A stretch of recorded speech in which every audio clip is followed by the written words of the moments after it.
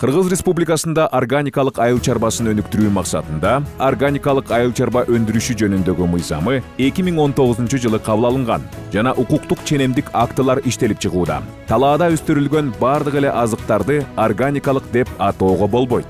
Анткени органикалык товардын сапаты жана стандарты акыркы баскычта эле текшерилбестен бүтүндөй өндүрүү процесси көзөмөлгө алынат. Органикалык айыл чарбага өтүү бир нече этаптар менен жүзөгө ашырыла тургандыгын түшүнүү маанилүү. Биринчиси бул даярдоо этабы. Анда органикалык жер иштетүүнү жүргүзүү мүмкүнчүлүгү жана өндүрүүчүнүн органикалык стандарт боюнча сертификацияга даярдыгына баалоо жүргүзүлөт. Экинчиси бул өткөөл мезгил этабы. Аны ошондой эле орто эсеп менен 3 жылга созулуучу конверсиялык мезгил деп да атап коюшат.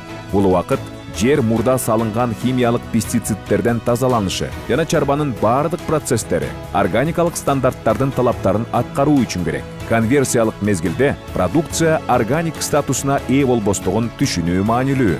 Үчүнчүсү бул сертификат жана органик статусун алуу этабы.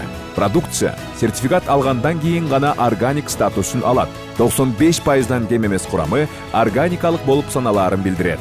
Өндүрүүчүнүн сертификатын жана органик статусун Кыргыз Республикасынын бирдиктүү мамлекеттик реестриндеги Айыл чарба министрлигине караштуу органикалык айыл чарба департаментинин ачык маалыматтар базасы аркылуу текшерүүгө болот. Ал эми өндүрүүчү бул тууралуу билүүгө укуктуу болот. Органикалык азыктарды сактоо жана ташуу стандарттарга ылайык ишке ашырылууга тийиш.